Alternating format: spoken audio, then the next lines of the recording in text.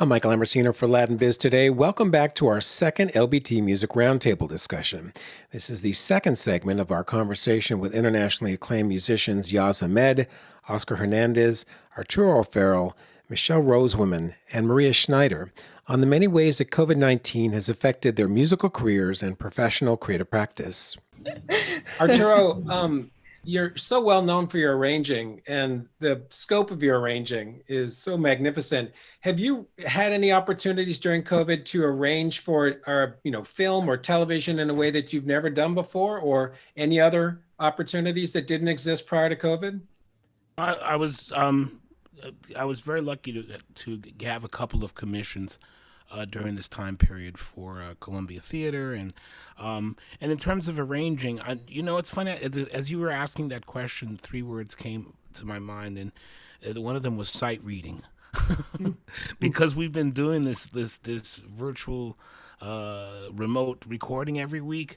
I feel like I did when I was 20 and I was in the studio scene. I'm sure, Oscar, you know this feeling. And you're sight reading music and performing it, and it's coming at you like it's an avalanche. So in a way, the old system of doing music where you're stuck in a chair and you've got six pieces to record, three of whom you've never seen before, and you're sitting there like actually being a musician. So that's a tradition that I think I re-embraced. I also re-embraced my tradition of being a pianist. I've got a beautiful piano, and I've got the ability to sit and really, really dig into repertoire and classical repertoire and really play. So that's something in terms of film scoring. No, do you know anybody who needs a film score? 'Cause but no, no, I mean, I haven't had a chance to do any film scores, and I'd love to. Really, would love to. I've done film work. I've done a lot of film work actually, but I wasn't called upon to do any this year. And what else? What in terms of new things? I don't know. I just kind of really love learning the technology. I really love learning how to work in DAWs and DAWs, and how to work in Logic, and how to work in Pro Tools. And I've been really kind of digging on the fact that I've had to reinvent myself. I'm like, I know a lot more about technology than I should. And it's dangerous. It's really dangerous. I should probably step away from the computer, back up, and go. But yeah, all kinds of stuff. I think we are reinventing. Oh, I know what else I wanted to talk about. I want to talk about teaching. I'm so lucky to be able to teach. I'm on the faculty of UCLA, and I love that when I got in front of a group of young people to share with them my completely crazy anarchy. But what's happened, we've had to really reinvent teaching as well. And I have found that this is an incredible opportunity to teach, actually. To teach in a Zoom setting, you can't do it like you used to do it. You can't sit in front of a room and just blah, blah, blah, blah, blah. You have to find really creative ways to enter into relationships with these students that are scared. They're terrified. They don't know what to make of this moment. And so, in a way, this is the greatest. This is the greatest moment that I've experienced as an educator, because we're talking about breathing and meditating, and we're talking about things that you would never be able to do in a rehearsal hall. We're talking about the art of improvisation as something that springs from deep within your emotional being. Stuff like that. We don't get to talk about that when we're in a classroom. But this is such an incredible setting because we have to. We have to confront our humanity, especially as educators, because these young people are really, really, it's a terrifying time for them, as Maria was saying earlier. It's young musicians. Oh my God, to be a young musician in this day and age is just terrifying. I think the word that comes to mind when I think of the connections between banana ice cream and teaching on Zoom and doing new things is somehow the pandemic has forced us to be more intentional, more present in bizarre ways that you never would have imagined prior to that. So, Maria, this next question is for you because Day Lords is this amazing expose on the conflicts between the natural world and the digital world. And you have a longstanding history of challenging these big tech companies that wish to curate everything and make tremendous profits. Two-part question. One is, do you see the paradox about your narrative right now and the fact that, you know, we're relying on all these tools that these big tech companies have right now to stay afloat. And at the same time, somehow it's both, I want to say in some ways, we know how it takes away our humanity. It's documented, but it's also providing more. So can you kind of speak to that paradox? Yeah, when the record was coming out, at first I was like, okay, are people going to relate to it? And then I think people really did. And like, I think it was Yaz talking about the birds and the birds song and everything. I noticed it because we have this place in the country, and I would go to buy bird food and they'd say, oh, we're all out of bird food. Everybody's feeding the birds. I was like, whoa, yes. And then, I went to the garden store because I wanted to buy some plants. Oh my God, there was nothing left. I'm like, wait a minute, spring has just started and there's nothing left. Oh yeah, everybody's gardening. And then I started to look around how everybody was taking care with their homes outside and beautifying things. And I thought, oh my God, this in some way, yes, we are relying on Zoom to connect with each other, but in some ways we're valuing connection in a deeper way rather than just popping off the email or the text or whatever. We're getting on Zoom and really talking face to face, trying to figure, it took me months to get my 96-year-old mom to do Zoom, but she finally did it, and it's just like, it's so great. And then I just felt close to her through this thing. But at the same time, I think most people are having to examine their own life and sit with the space, which is the thing that, this stuff takes us away from it always. It's always distracting us. So, and when we have that space, we have to start looking at our lives. Okay, how am I going to invent myself in this way? Or what do I want to do?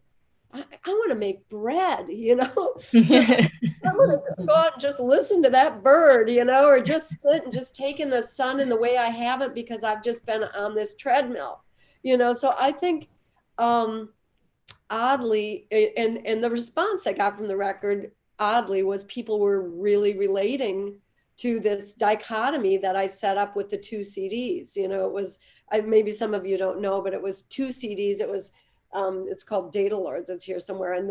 And the first side is the digital world. And it's all things, pieces like Data Lords, Don't Be Evil, A World Lost, Sputnik.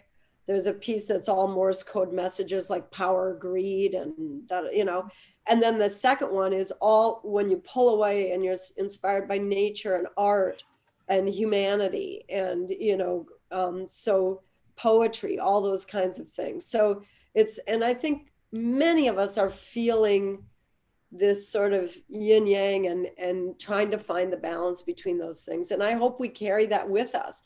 And by the way, you mentioned that movie, The Social Dilemma.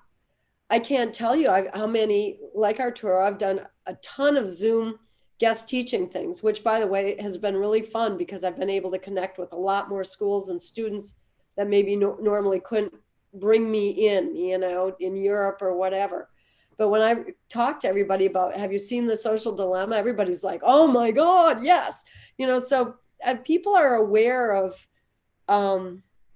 what the technology is doing to us at the same time as, it's helping us, but, it's a precarious thing.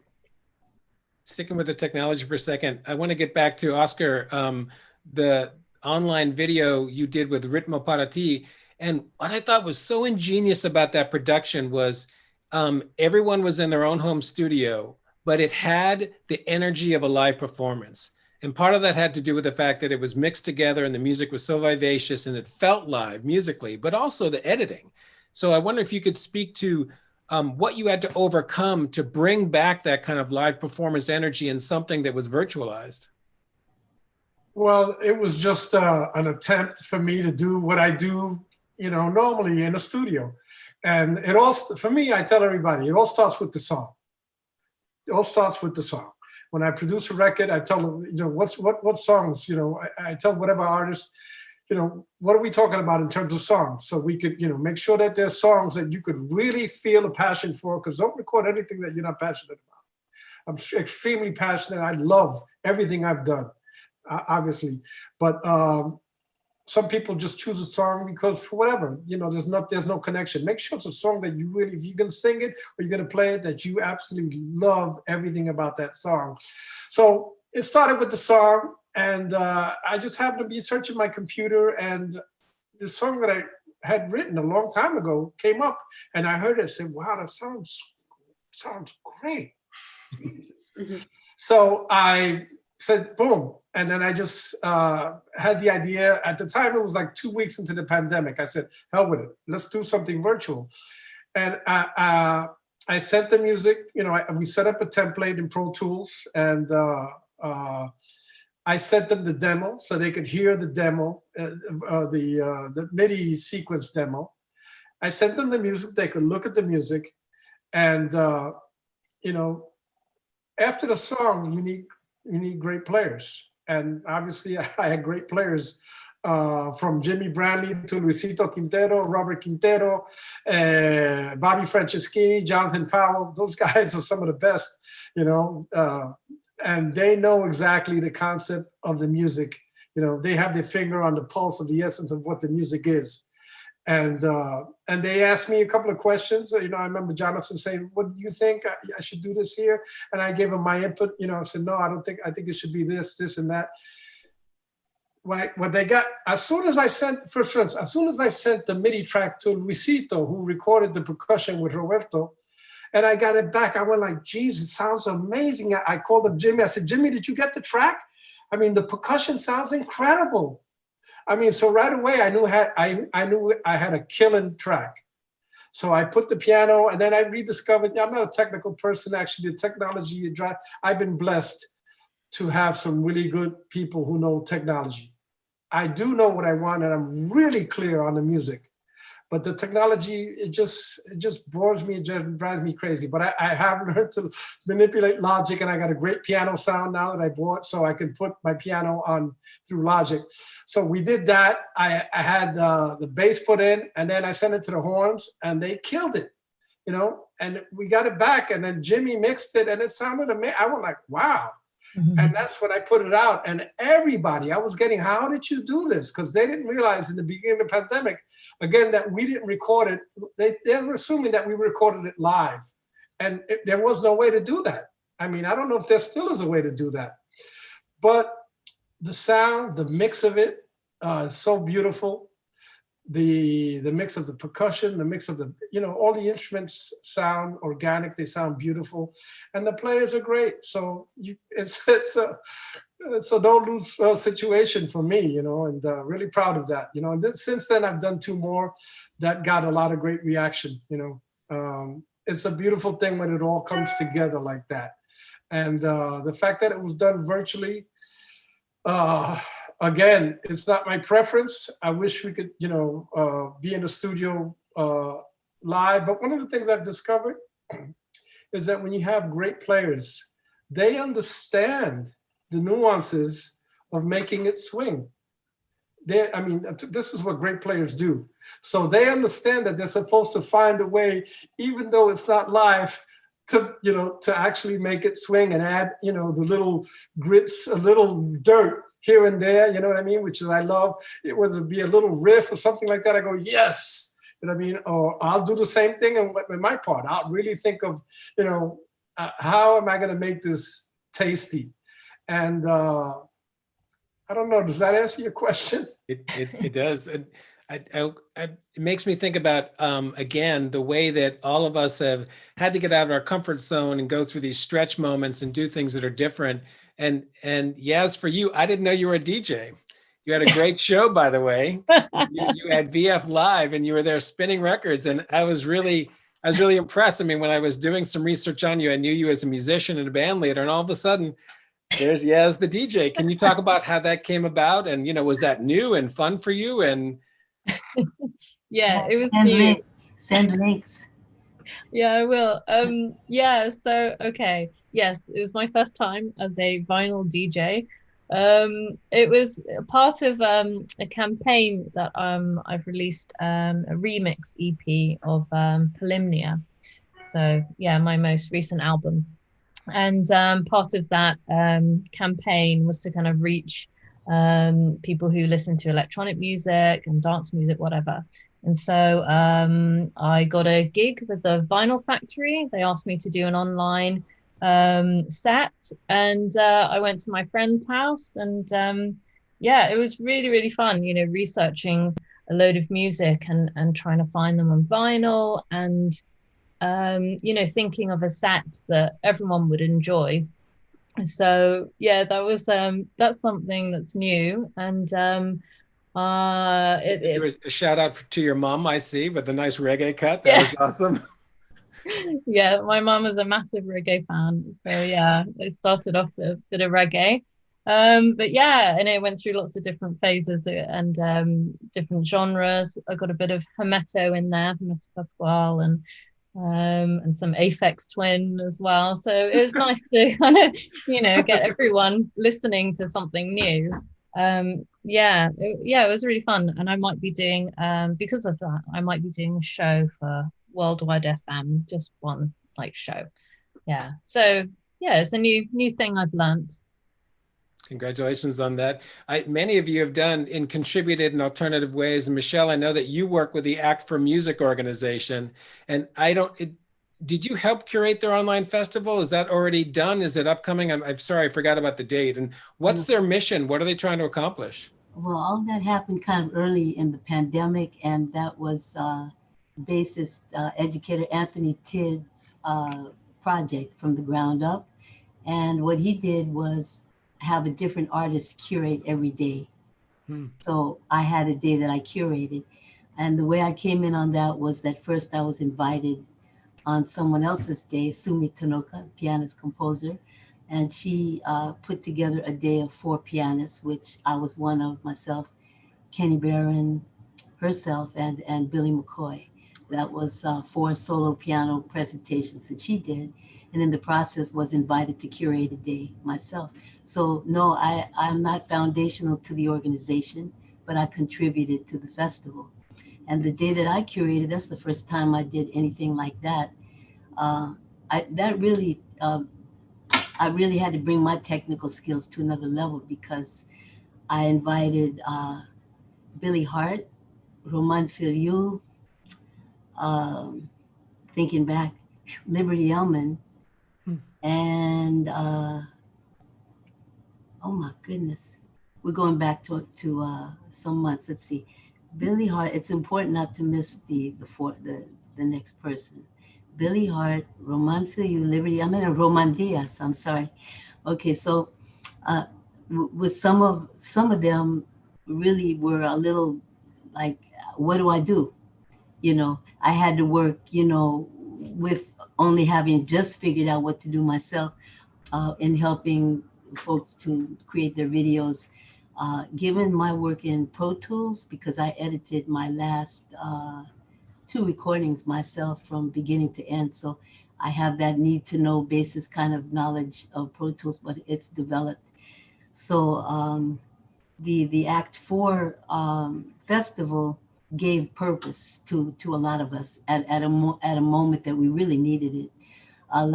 Like all of you have expressed, at first it was just chaos in your mind, in your heart, in your life, in your creative process. And to have a focal point was, wow, that was so good. That was so good for me. And that the festival was great because it was established in such a way that all artists and curators received payment based on tickets sold. It was donation based from $3 up. And that wasn't a huge source of income to most of us. I think maybe for some it worked out well, but it was very international. A lot of artists from all over the world were involved, and it was a great concept. And I think a lot of things like that have happened since. And again, it really did drive me further into Pro Tools. I didn't know before then that you could import videos, have the video track, the audio tracks. That was a real revelation after working in Pro Tools for years. Like I say, need to know basis. So when I got there, that's when I started to learn about that. And we passed the project over to someone else that put it all the things together, who deals with video, which is not my forte. Yeah. But back to Act 4, just to say, thank you to Anthony Tidd for jumping right in and creating a home for somewhere we could all land. I mean, hundreds and hundreds of musicians. So that was a wonderful project to be a part of. And Arturo, you're going to have a similar experience coming up. There's the Spirit of Ireland Gala. And can you talk about the Together Until We Gather concert? It's happening in 2 days, right? Yeah, this was actually a very, very touching thing because they built this beautiful theater, this Irish Art Center, in the midst of this terrifying moment of so much, just kind of everybody putting construction projects on hiatus. They actually constructed this beautiful theater on 11th Avenue and 51st Street, and it's gorgeous. It's a performance space like you've never seen them. It's great for music. It's great for theater. It's created for theater. Anyway, so they asked us if we'd inaugurate the space, which I thought was really sacred, and so we put together, and it was amazing. We're talking about what happens when after you haven't played music for people for a long time. This was the first time that we really played together in a controlled environment. Zach O'Farrell, my son, is on drums, and Bam Bam Rodriguez on bass, and Christina Pato on the gaita. And so, I mean, it's just kind of an amazing moment. But literally, it was the first time that some of these, and it was a huge production with multiple cameras and all kinds of lighting and a director and this and that and the other. And one of the cameramen, like, just turned to us and said, "But I've missed hearing live music so much. I've missed it." You could see he was on the verge of tears. He's saying, "I have missed hearing live music." This event is beautiful. It's a gala that has Elvis Costello and Sting and all these great actors and these great monster Irish musicians. And I met some of the folks that I've been reading about for years in the process. And I think it's a beautiful time. I am Irish. I know O'Farrell is. A lot of people look at me and go, "Arturo O'Farrell, is that a stage name?" But yes, my father was a short little pink man. He was just, and he was very Irish too. He was very sarcastic, and his humor was dark, and I relate so much to that side of my heritage, and so being in that space, inaugurating that space, and taking part in something that harkens back to my ancestry was profoundly moving to me. And I'm really looking forward to seeing that event and to work. I don't know if you know Christina Pato's work, but she's an amazing musician. Amazing. She has a doctorate in piano performance, and she's also a gaita player. And just like really super smart person. And just to be clear, the gaita is a form of it sounds like the bagpipes, correct?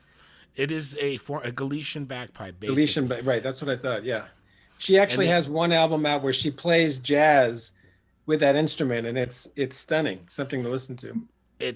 I mean, listen, I knew I was Irish when they'd have a local St. Patrick's parade in Brooklyn here, and as soon as the bagpipes walked down the street, I'd start bawling. I'd start crying. I have no idea why. Nobody explained it to me, but yeah, it's going to be a beautiful event.